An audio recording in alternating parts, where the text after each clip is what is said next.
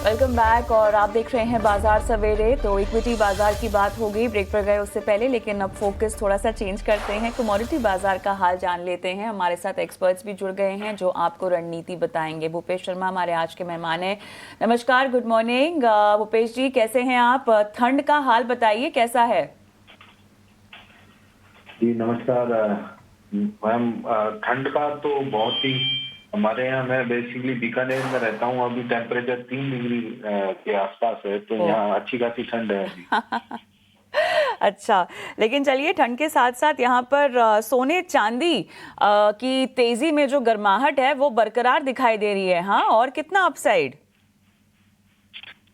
जी अगर बात करें सोने और चांदी की, तो सोने और चांदी में जैसे जियो पॉलिटिकल इश्यू चल रहे हैं, तो मुझे नहीं लगता कि जियो पॉलिटिकल इश्यू जब तक शांत होंगे तब तक कोई सोने और चांदी में बिकवाली करेगा। और बेसिकली अगर मेजर फंडामेंटल देखे जाए तो सेंट्रल बैंक लगातार बायर बने हुए हैं। यहाँ पर जियो पॉलिटिकल खबरें आ रही हैं, युद्ध की खबरें आ रही हैं। कभी कोई ग्रीनलैंड पर कब्जा करने की बात करता है, कभी यूरोप और अमेरिका अभी सामने है। तो मुझे नहीं लगता कि जब तक ये जियोपॉलिटिकल इश्यू शांत होंगे तब तक कोई चांदी में या सोने में कोई बड़ी गिरावट आएगी। जी जी, बिल्कुल। आपने सोने और चांदी पर एक बार आप अपनी रणनीति फिर से बताएंगे भूपेश? सोने और चांदी पर आज के लिए क्या रणनीति बनाई जाए? जी, अभी भी मेरा यहाँ पर खरीदारी की सलाह रहेगी। इंट्राडे में चांदी अगर 3,08,000 के आसपास मिलती है तो 3,06,000 का स्टॉप लॉस लगा कर यहाँ खरीदारी की सलाह रहेगी। 3,10,000 3,12,000 के लक्ष्य यहाँ संभावित हो सकते हैं। और बाजार में वॉलेटिलिटी काफी है। कल भी बाजार 18,000 20,000 पॉइंट बढ़ा। तो बाजारों में आप ये समझते चलिए कि जब बाजार कोई भी बाजार 20,000 बढ़ सकता है एक दिन में, तो 20,000 टूट भी सकता है। तो मेंटली प्रिपेयर रहना चाहिए। मंदी की बात नहीं करेंगे क्योंकि बाजार का मोमेंटम काफी पॉजिटिव है। जो कुछ भी होगा वो सिर्फ करेक्शन ही होगा, और वो करेक्शन हो सकता है कई बार डीप भी हो जाता है। तो इसलिए बिना स्टॉप लॉस के काम ना करें। ठीक है, यहाँ पर फिलहाल कोई करेक्शन नहीं है और बुलिश चांदी पर आपने राय सुझाई है। 3,80,8,000 के आसपास खरीदारी करना है।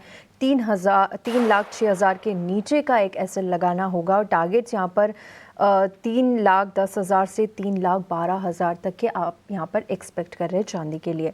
चलिए, सोने और चांदी की बात हो गई, लेकिन कच्चे तेल में तमाम जियोपॉलिटिकल जो जितनी भी कंसर्न्स यहाँ पर लगातार बने हुए, देखिए कल भी हमने देखा कि हल्का दबाव कच्चे तेल में नज़र आया। क्या रणनीति अब यहाँ से आगे बनाकर चलना चाहिए कच्चे तेल में?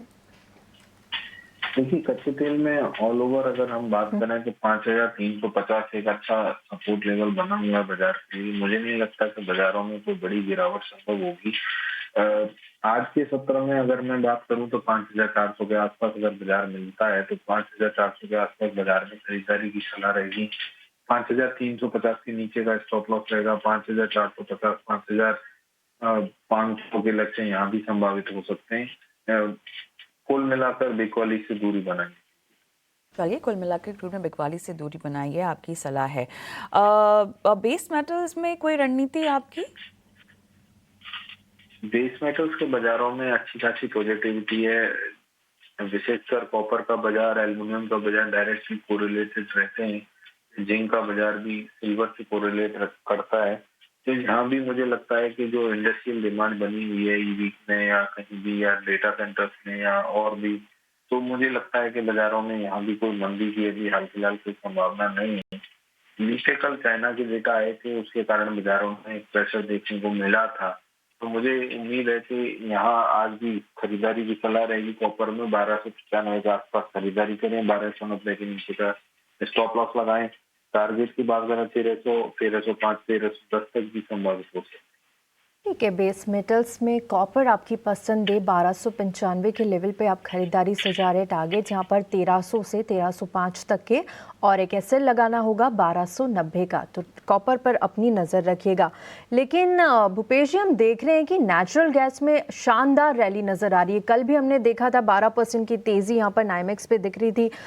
आज भी करीब 14% से ज़्यादा की तेज़ी एमसीएक्स पर, जो कल का भाव था उसमें भी करीब 12% के आसपास की तेज़ी। कौन से फंडामेंटल्स यहाँ पर इस वक्त कामकाज कर रहे हैं और अब आने वाले दिनों में कौन से लेवल्स एनजी में आते हुए नजर आएंगे? जी, एनर्जी एक सेसनल कमोडिटी है और जैसे ही यूएस में ठंड का सीजन बढ़ता है और यहाँ पर ठंड की अधिकता होती है, तो वैसे ही कोई भी मौसम का बुलेटिन निकलता है कि आने वाले हफ्ते में ठंड ज्यादा होगी, तो तभी एनर्जी के बाजार में एक अच्छा खासा स्पाइक देखने को मिलता है। बीते कल बाजारों में 18-19% की तेजी थी, जो कि किसी भी कमोडिटी के लिए हिस्टोरिकल मानी जाती है। 18-20% किसी कमोडिटी में एक दिन में बढ़ना, तो वो एक बड़ी बात है। मुझे लगता है कि आज भी यहाँ खरीदारी की सलाह रहेगी और 330 के आसपास यहाँ खरीदारी करें और 325 के नीचे का स्टॉप लॉस लगाएं।